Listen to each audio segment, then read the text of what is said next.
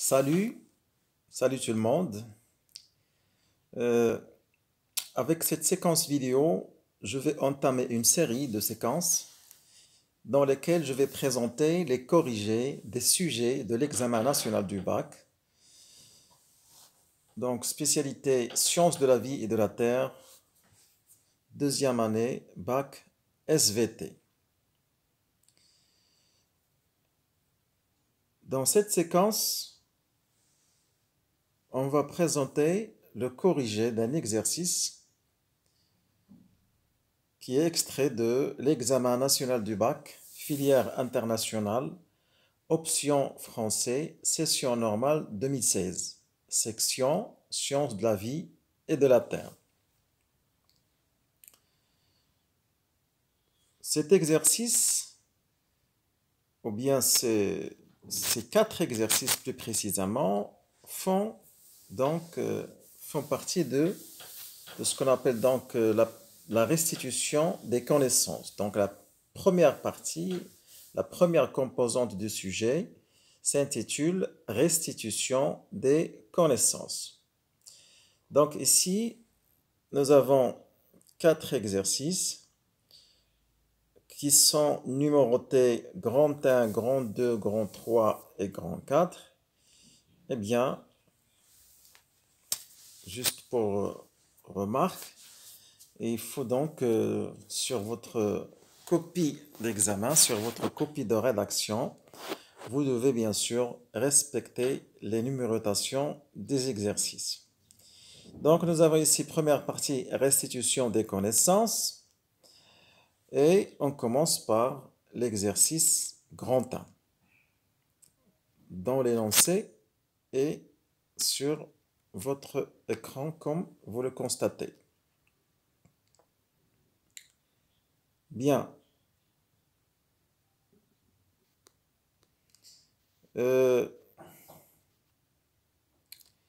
Alors, qu'est-ce que vous avez ici? Il y a quelques indications qui sont signalées au début du sujet. Par exemple, on vous dit que l'usage de la calculatrice non programmable est autorisé. Donc, premier exercice. Dans cette partie, pour chacune des propositions numérotées de 1 à 4, il y a une seule suggestion correcte. Recopier les couples 1, 2, 3, 4 et adresser à chaque numéro la lettre qui correspond à la suggestion correcte. Comme vous pouvez donc le constater, ce type d'exercice se présente toujours sous forme d'un tableau et dans ce tableau, nous avons quatre propositions. Et pour chaque proposition, donc, il faut chercher la suggestion qui est donc convenable. Et puis, sur la copie de rédaction, vous allez copier donc les couples 1, 2, 3, 4. Et à la place des pointillés, ici, vous allez mettre la lettre qui correspond à la suggestion correcte. Et je vais commencer par la proposition numéro 1. Qu'est-ce que vous avez dans la proposition numéro 1? Eh bien, vous avez ce qui suit. Le complexe humain se forme par la liaison entre. Et on vous propose 4 suggestions qui correspondent à cette première proposition. Donc avant de commencer à essayer donc de chercher la suggestion convenable, il faut tout d'abord avoir à l'esprit qu'est-ce que c'est qu'un complexe humain. Donc en immunologie, tous les concepts, tous les termes, donc vous devez en avoir à l'esprit donc la définition correcte. Le complexe humain, c'est un complexe qui se forme entre des antigènes, entre des anticorps et des antigènes. entre des antigènes et des anticorps spécifiques. Eh bien, c'est quoi ce complexe immun? Ce complexe immun, on peut le schématiser par le schéma suivant. Donc, les petits rangs, les petits rangs rouges, ça représente les antigènes et les schémas en forme de Y, ça représente les anticorps spécifiques. Et vous savez très bien que chaque molécule d'anticorps porte deux sites de reconnaissance de l'antigène qui sont capables de se fixer spécifiquement sur des épitopes spécifiques ou bien des terminants spécifiques à la surface d'un antigène. Donc, la liaison entre des anticorps spécifiques et des antigènes constitue donc, et un antigène, donc plusieurs particules d'un antigène donné, constitue ce qu'on appelle le complexe immun, ou bien on l'appelle aussi complexe antigène-anticorps. Et puisqu'il s'agit donc de la présence d'anticorps, ça rentre dans le cadre des mécanismes de la réponse immunitaire spécifique à médiation humorale. Cet antigène, ces particules antigéniques peuvent être donc de toutes sortes, mais on peut quand même citer certains exemples types. Donc, les antigènes, ça peut être des molécules, ça peut être des cellules, exemple type des cellules bactériennes. Ça peut être des molécules, exemple type des toxines bactériennes, comme ça peut être des particules virales. Eh bien, après donc ce petit rappel concernant la signification du terme complexe immun, on va essayer donc de chercher la suggestion convenable. Donc, avant de choisir, il faut toujours lire toutes les suggestions parce que quelquefois, on peut donc se tromper parce qu'on peut trouver qu'il y a de petites nuances entre les propositions et c'est ce qui risque donc de nous emmener dans l'erreur. C'est pour cela qu'il faut lire tout d'abord toutes les propositions. Alors, première proposition, les lymphocytes TC, donc le complexe immun se forme par la liaison entre les lymphocytes TC et les antigènes. Donc déjà, on peut dire que c'est une réponse fausse.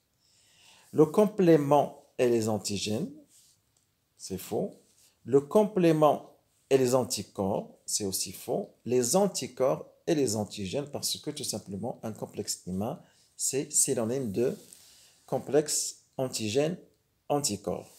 Donc, pour cette première proposition, la suggestion qui est correcte, c'est la suggestion D. On passe maintenant à la proposition numéro 2. La sérothérapie est un moyen de soutien du système immunitaire qui procure au corps. Qu'est-ce qu'il procure au corps? Donc la sérothérapie, c'est un moyen pour aider le système immunitaire, pour lutter essentiellement contre les invasions microbiennes ou toute invasion d'antigènes quelconque. Et en quoi consiste la sérothérapie? Donc, avant de commencer à réfléchir, donc à choisir, il faut toujours donc dire que signifie donc le terme clé dans la proposition, qui est dans ce cas la sérothérapie. Donc, c'est un moyen qui consiste à injecter dans le sang par voie généralement intraveineuse ou bien intrapéritonéale, c'est-à-dire au niveau de l'abdomen. On injecte de toutes les façons, on injecte dans les milieux intérieurs un liquide qui contient des anticorps déjà faits, tout prêts pour lutter contre un antigène donné. Donc ce sont des anticorps, bien sûr, que notre organisme n'a pas lui-même synthétisé. Donc c'est ce qu'on appelle donc une immunisation passive parce que on donne à notre organisme des anticorps tout faits. Et ça se fait ce n'est pas une immunisation active, donc, comme dans le cas de la vaccination, parce que la vaccination, c'est une immunisation active, parce qu'il fait intervenir les mécanismes propres de notre système immunitaire lui-même. Et la vaccination, ça se fait dans un cadre préventif, alors que la sérothérapie, ça se fait dans un cadre curatif. Donc, essayons de réfléchir sur les choix. A. Donc, la sérothérapie procure à l'organisme A une immunité active contre les antigènes. Donc, on a dit, la sérothérapie, ce n'est pas une immunité active, c'est une immunité passive. Donc, on va éliminer B, on va éliminer A. Pour B, la sérothérapie procure à l'organisme une mémoire immunitaire contre les antigènes. Non, parce que la sérothérapie, c'est déjà un liquide qui ne contient pas de cellules. Et pour le système immunitaire, le support de la mémoire immunitaire, ce sont des lymphocytes. Et des lymphocytes, bien sûr, qui appartiennent à l'organisme lui-même, qui ont été donc, qui sont activés par la présence de l'antigène. Donc déjà, pour B, c'est faux. Pour C, la sérothérapie procure une protection instantanée contre les antigènes. Une protection instantanée. Alors pourquoi ici instantanée? Parce qu'elle se fait non pas dans un cadre préventif, mais dans un cadre curatif. Et c'est instantané parce que la durée de l'efficacité des anticorps contenus dans le sérum injecté est limitée dans le temps. Donc B, C, c'est la bonne réponse. Mais quand même, il faut voir la réponse D. Donc il ne faut pas... il faut lire toutes les propositions. Pour D, nous avons la sérothérapie donc procure à l'organisme des lymphocytes spécifiques contre les antigènes. Donc c'est faux parce qu'il n'y a pas de lymphocytes dans le sérum injecté dans le cadre de la sérothérapie. Donc bien sûr, on doit retenir la proposition C comme étant la proposition correcte, convenable. Voyons maintenant ce qu'il en est de la proposition numéro 3. Eh bien, vous avez au niveau de la proposition numéro 3, la mémoire immunitaire se manifeste par. Donc, lorsqu'on parle de mémoire immunitaire, donc avant de chercher donc à répondre, je comprends très bien que la mémoire dans le système immunitaire, le support de la mémoire immunitaire, ce sont des cellules. Et c'est dans le cadre de la réponse immunitaire spécifique, que ce soit spécifique à médiation humorale ou à médiation cellulaire. Et la mémoire, donc j'ai dit, le support de la mémoire immunitaire, ce sont des lymphocytes. Que ce soit les lymphocytes B, qui sont responsables de l'immunité spécifique humorale, ou bien les lymphocytes T8, responsables de l'immunité spécifique cellulaire, ou bien des lymphocytes T4 qui activent à la fois la voie humorale et la voie cellulaire. Donc, qui dit mémoire immunitaire dit support de la mémoire immunitaire, et le support de la mémoire immunitaire, ce sont des lymphocytes. Eh bien, regardons donc les propositions que nous avons ici. Alors, pour petit 1, la mémoire immunitaire se manifeste par des anticorps qui persistent longtemps à forte dose dans les tissus. Donc, la durée de vie des anticorps n'est pas donc suffisante pour constituer ce qu'on peut considérer comme une mémoire immunitaire. Donc, déjà, on peut dire c'est faux pour la proposition A. B, des plasmocytes qui sécrètent pour de longues durées de fortes quantités d'anticorps. Alors, des plasmocytes, déjà, il y a deux problèmes pour la deuxième proposition. Lorsqu'on dit plasmocytes, c'est-à-dire que on nous indique des cellules qui rentrent uniquement dans le cadre de la réponse immunitaire à médiation humorale, alors que la mémoire immunitaire concerne toute la réponse immunitaire, que ce soit à médiation humorale ou bien à médiation cellulaire. Et donc, les plasmocytes, ce sont des molécules, ce sont des cellules effectrices de la réponse immunitaire spécifique humorale et ça ne peut pas être des cellules mémoire parce que nous avons donc des lymphocytes B mémoire. Lorsqu'on a donc activation des lymphocytes B, il y a transformation, il y a donc différenciation des lymphocytes B après activation par l'antigène en, d'une part, les lymphocytes B se transforment d'une part en lymphocytes B mémoire et d'autre part, ils se transforment en plasmocytes sécréteurs d'anticorps. Donc, les plasmocytes, ça ne peut pas être donc des cellules mémoire. Donc, on va éliminer la deuxième proposition. Troisième proposition, des lymphocytes spécifiques qui persistent longtemps dans le corps. Donc, c'est la proposition correcte parce que lorsqu'on parle de lymphocytes de façon générale, c'est-à-dire les lymphocytes B, les lymphocytes T4 et les lymphocytes T8, parce que toutes ces catégories de lymphocytes sont donc considérés par le système immunitaire, ils jouent le rôle de cellules mémoire. Ils sont donc concernés par le concept de mémoire immunitaire. Donc, des lymphocytes spécifiques qui persistent longtemps dans le corps. Et quand même, on va voir la dernière proposition. Des antigènes que l'organisme garde longtemps. Donc, c'est faux parce que l'organisme, ce n'est pas l'antigène lui-même qui doit être conservé par l'organisme pour une longue durée. Pour parler de la mémoire immunitaire, ce qui est normal, c'est que l'antigène doit être détruit, doit être éliminé et anéanti. Donc, on va conserver la réponse C, c'est-à-dire la mémoire immunitaire se manifeste par des lymphocytes spécifiques qui persistent longtemps dans le corps, dans l'organisme. Ça peut être des lymphocytes B mémoire, des lymphocytes T8 mémoire ou des lymphocytes T4 mémoire.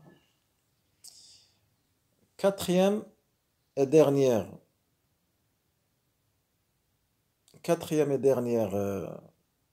proposition, les lymphocytes TC reconnaissent les cellules infectées suite à quoi?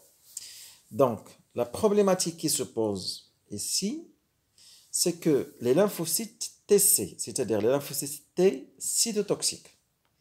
Donc, lorsqu'on parle de lymphocytes T cytotoxiques, c'est déjà, on est dans la réponse immunitaire spécifique à médiation cellulaire. Et les lymphocytes TC, c'est les lymphocytes T8 après activation. Parce que donc, après rencontre avec l'antigène, les lymphocytes T8 responsables de la réponse immunitaire spécifique à médiation cellulaire sont activés. Donc l'activation, il y a ce qu'on appelle donc l'expansion clonale, la prolifération, la différenciation, et les lymphocytes T8 vont se transformer d'une part en lymphocytes T8 mémoire et en cellules effectrices qui sont les lymphocytes T cytotoxiques ou bien les lymphocytes TC. Donc, les lymphocytes TC reconnaissent les cellules infectées, par exemple les cellules infectées par un virus, suite à la liaison entre quoi et quoi. Alors, avant de chercher la bonne réponse, on va faire un petit rappel sur le phénomène de la double reconnaissance. La double reconnaissance, donc vous avez ici les éléments qui interviennent dans cette double reconnaissance. Il y a le récepteur T, il y a la molécule du CMH, il y a le marqueur CD4 ou bien CD8, il y a le peptide de l'antigène.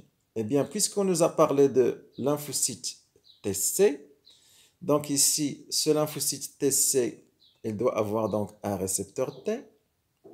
Ici, vous avez le peptide qui appartient à l'antigène et qui est exposé sous forme avec le CMH1, puisque les lymphocytes TC ou bien les lymphocytes T8, ils reconnaissent le CMH1 lorsqu'ils présentent donc le un peptide du non-soi, donc un peptide qui appartient à l'antigène.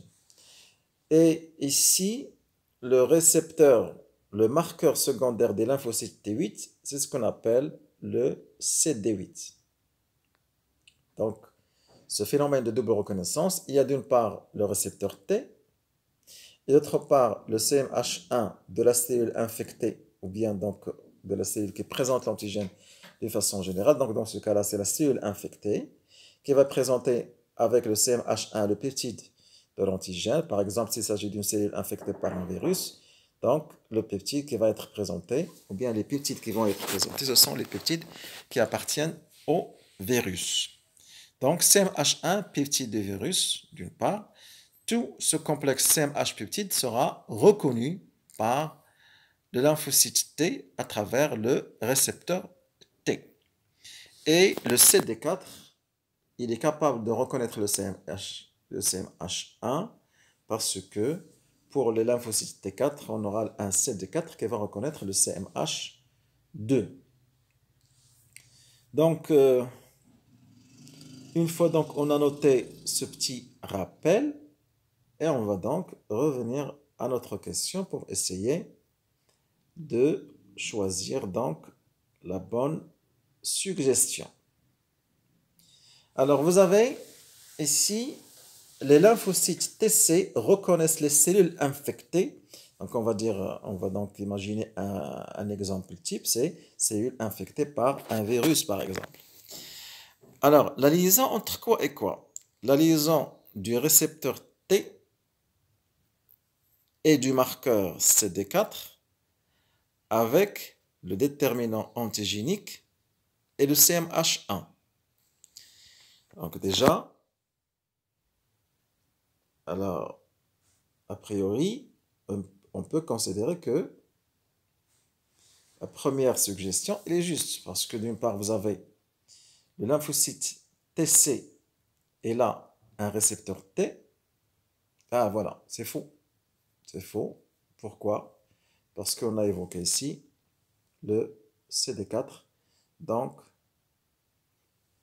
les lymphocytes TC, ce sont des lymphocytes T8 qui se sont différenciés en cellules effectrices qui sont donc les lymphocytes TC. Voilà, donc ici, on va éliminer la réponse, la première suggestion A, parce que lorsque TC, les lymphocytes TC, ce sont les lymphocytes T8 activés, donc, et non pas de CD4, mais ils ont un CD8. Donc, c'est un élément qui permet d'éliminer la première proposition. La liaison entre le récepteur T du marqueur CD8 avec le déterminant antigénique et le CMH1. Donc, c'est ça la bonne réponse. Mais on doit lire les deux autres pour s'assurer. Alors, pour C, on va dire du récepteur T et du marqueur CD4. Donc, on a dit il n'y a pas de marqueur CD4 pour les TC. Il y a CD8, donc déjà c'est faux. Rien qu'en se basant sur le critère du marqueur CD4, on va éliminer aussi C. Et on va chercher sur quel critère on va éliminer la proposition D. Du récepteur T et du marqueur CD8 avec le déterminant antigénique CMH2. Non, CMH2, donc ça concerne les CMH2 lorsqu'ils présentent un peptide du non-soi, il est reconnu par les lymphocytes T4 et non pas par les lymphocytes TC qui dérivent de lymphocytes T8. Donc, nous avons ici, on va donc retenir la proposition B. Pourquoi? Parce que A, on l'a éliminé parce que la CD4, on doit avoir CD8. Ici, on l'a éliminé toujours parce qu'on a CD4 pour le C. Et pour D, le critère d'élimination, c'est que on a ici mentionné le CMH2, mais nous, on doit avoir le CMH1. Donc, on va conserver la réponse B. les lymphocytes TC reconnaissent les cellules infectées suite à la liaison du récepteur T et du marqueur CD8 avec le déterminant antigénique et le CMH1. Donc, voilà. Et pour donc cet exercice, vous avez donc ce que vous avez donc écrire sur la copie, votre copie de rédaction. Donc, vous allez recopier les couples. Vous allez mettre, bien sûr, première partie, restitution. Qu'est-ce que vous allez écrire sur votre copie d'examen? Première partie, restitution des connaissances, grand 1, et vous mettez les couples et vous complétez comme ce que nous avons ici. Voilà. Donc, vous mettez 1D, 2C, 3C, 4B. Voilà. Voilà pour le premier exercice. Passons maintenant au deuxième exercice. Donc, nous avons dit que nous avons 4 exercices dans la première partie qu'on appelle restitution des connaissances. Deuxième exercice, eh bien, le deuxième exercice, on nous demande tout simplement de proposer des définitions aux termes suivants. Donc, nous avons 2 termes. Nous avons le complexe majeur d'histocompatibilité et l'autogreffe.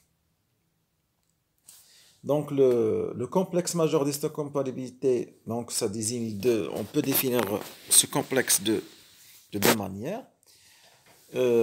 Soit donc le complexe, c'est un ensemble de gènes qui contrôlent un ensemble de protéines, et ces protéines, ce sont des marqueurs moléculaires membranaires qui déterminent l'histocompatibilité entre 2 individus différents, c'est-à-dire ils déterminent si, oui ou non, si on aura une acceptation du greffe ou bien un rejet de greffe entre 2 individus différents. Donc, ça peut donc signifier le complexe majeur d'histocompatibilité, donc ça peut désigner l'ensemble des protéines membranaires qui sont des marqueurs de l'histocompatibilité, qui sont responsables de l'histocompatibilité, ou bien ça peut désigner aussi l'ensemble des gènes qui contrôlent ces protéines. Donc, lorsqu'il s'agit de 2 définitions qui sont toutes les 2 justes, donc le correcteur, bien sûr, il va accepter n'importe quelle définition à condition qu'elle soit juste. Et pour l'autogreffe, donc, c'est une greffe d'un tissu ou d'un organe. C'est une transplantation d'un organe ou une greffe d'un tissu dans le cas où on a le donneur et le receveur sont le même individu, donc le même organisme. Et on va tout simplement, donc, voici donc la proposition de la définition du complexe majeur d'histocompatibilité. Donc, vous avez complexe, donc premièrement, donc on met grand 2, donc comme j'ai dit tout à l'heure, donc il faut respecter la numérotation des exercices, des questions et des sous-questions. Vous avez donc ici grand 2, petit 1, complexe majeur d'histocompatibilité CMH, c'est l'ensemble de gènes, c'est un ensemble de gènes qui contrôlent les marqueurs membranaires CMH, c'est-à-dire les protéines CMH. Le terme peut désigner aussi l'ensemble des protéines d'histocompatibilité elles-mêmes. Donc, ça peut désigner soit l'ensemble des gènes qui contrôlent des protéines d'histocompatibilité, qui contrôlent la synthèse des protéines d'histocompatibilité, ou bien l'ensemble de ces protéines elles-mêmes. Autogreffe, greffe d'un tissu ou d'un organe, c'est-à-dire un greffon, d'un donneur qui est lui-même le receveur. Et c'est ça donc la définition de ce qu'on appelle l'autogreffe. Donc ça c'est l'exercice numéro 2. Passons à présent à l'exercice numéro 3. Pour l'exercice numéro 3, pour chacune des propositions, recopiez la lettre de chaque suggestion et écrivez devant chacune d'elles vrai ou faux. Donc, sur votre copie de rédaction, vous devez mettre bien sûr le numéro de l'exercice, grand 3, et vous mettez petit a, petit b, petit c, petit d, et devant chaque lettre, vous devez écrire la mention vrai ou la mention faux. C'est tout ce qu'on vous demande dans cet exercice, donc il n'y a rien à justifier. Il faut tout simplement mettre la lettre qui correspond donc à la proposition et écrire devant vrai ou faux. Bien. Alors, nous avons ici, pour petit a, les macrophages reconnaissent spécifiquement les antigènes. Les macrophages ne reconnaissent pas spécifiquement les antigènes parce que les macrophages, ce sont des cellules dont la fonction principale, c'est la phagocytose.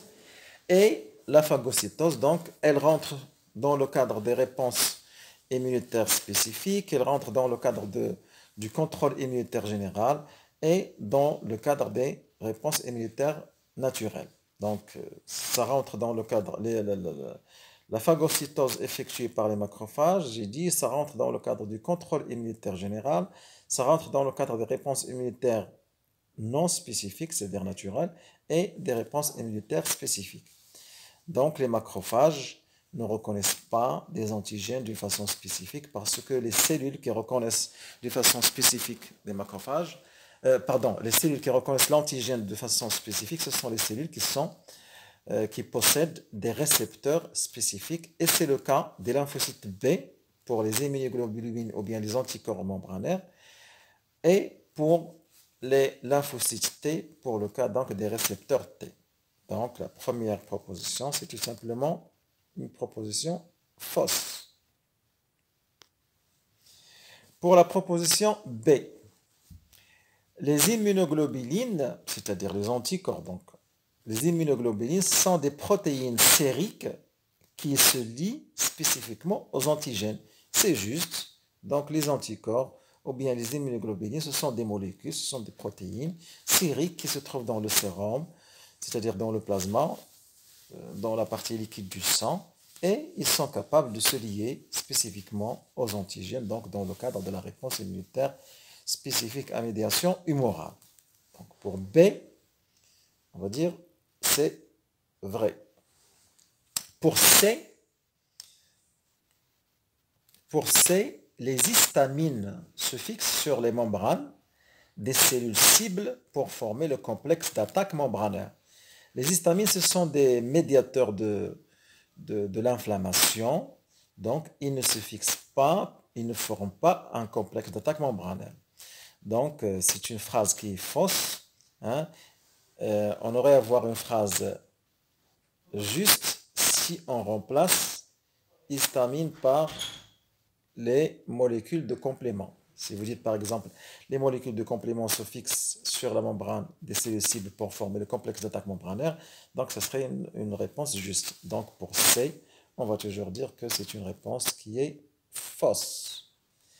Pour D, la phase de sensibilisation allergique consiste en la fixation des anticorps spécifiques de l'allergène aux membranes des mastocytes et des basophiles. Donc, c'est vrai parce que pour les allergies, durant la phase de sensibilisation, donc la pénétration de l'allergène déclenche une réponse immunitaire spécifique à médiation humorale, mais c'est une réponse immunitaire qui sécrète un type particulier d'anticorps. Ce sont les immunoglobulines IgE.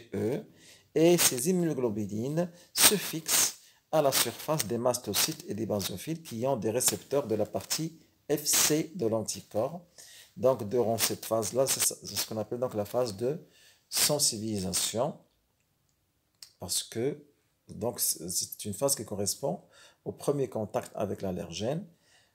Donc, suite à un éventuel deuxième contact avec l'allergène, et dans ce cas-là, ça va déclencher ce qu'on appelle la dégranulation des mastocytes, ce qui va donc permettre la libération des histamines et d'autres médiateurs de l'inflammation. Et les histamines et d'autres médiateurs, ce sont les éléments qui sont responsables de l'apparition des symptômes de l'inflammation.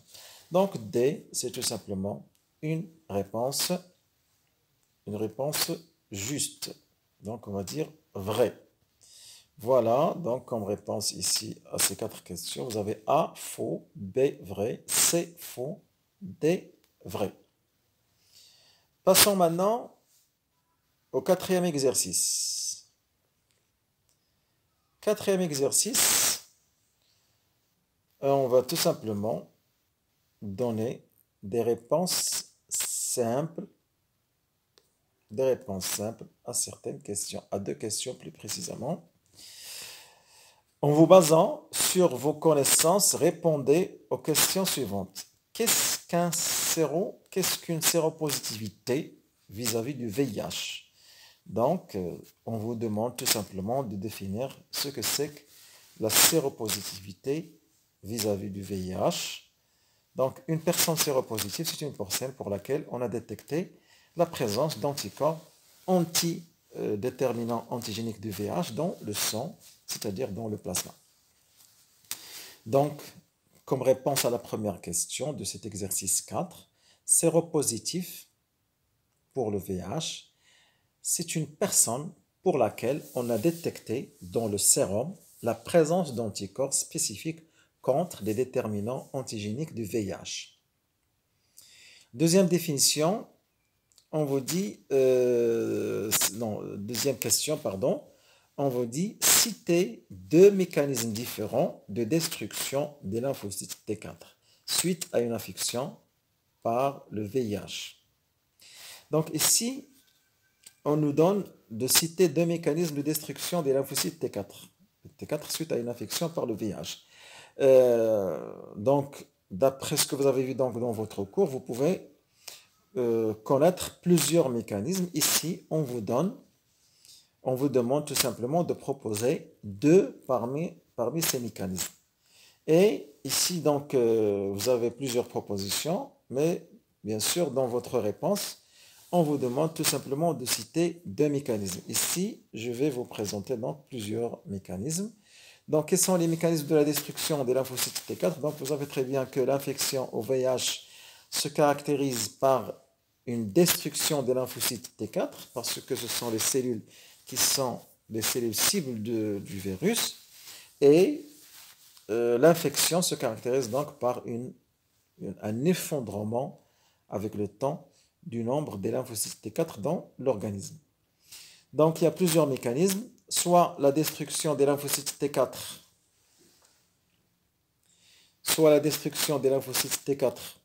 par les lymphocytes LTC, donc ça ressemble à une réponse immunitaire normale, une réponse immunitaire spécifique à médiation cellulaire. Donc vous avez d'une part les lymphocytes T4 infectés par le VIH, qui seront donc les cellules cibles qui seront attaquées par les lymphocytes LTC dans le cadre d'une réponse immunitaire spécifique à médiation cellulaire.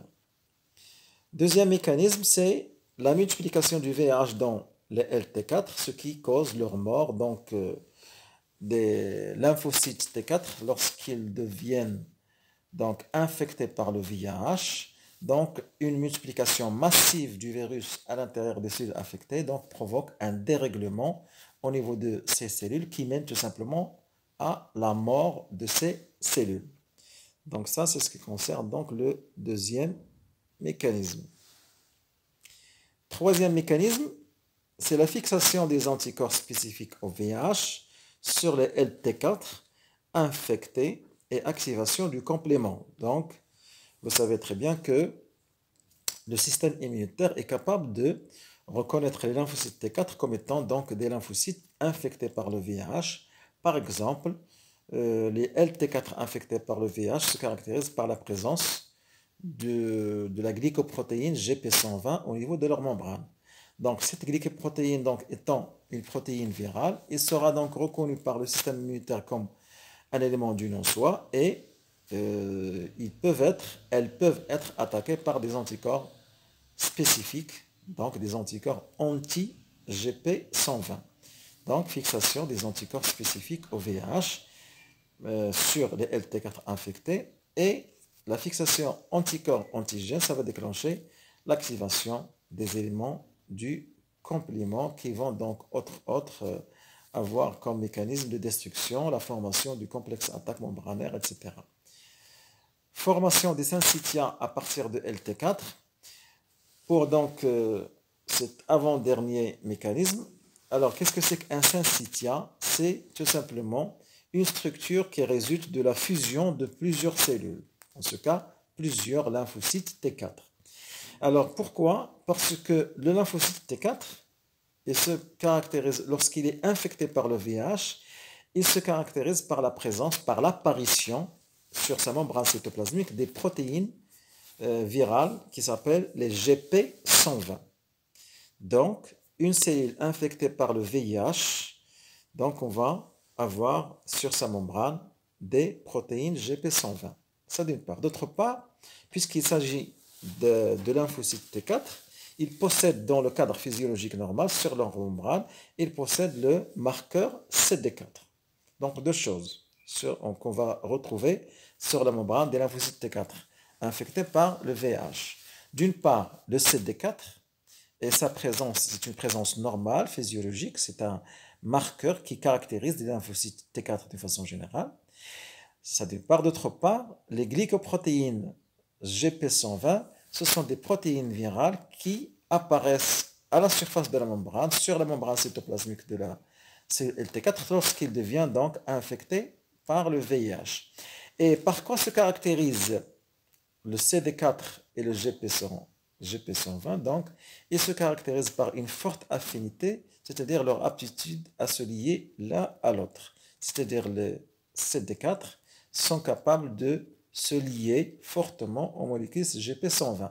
Et puis, donc, on a plusieurs lymphocytes T4, donc la liaison entre les molécules GP120 et les molécules du marqueur CD4 d'autre part, ils vont provoquer la liaison entre plusieurs lymphocytes T4 et cette liaison va aboutir à la fusion de ces cellules pour former ce qu'on appelle des syncytiums.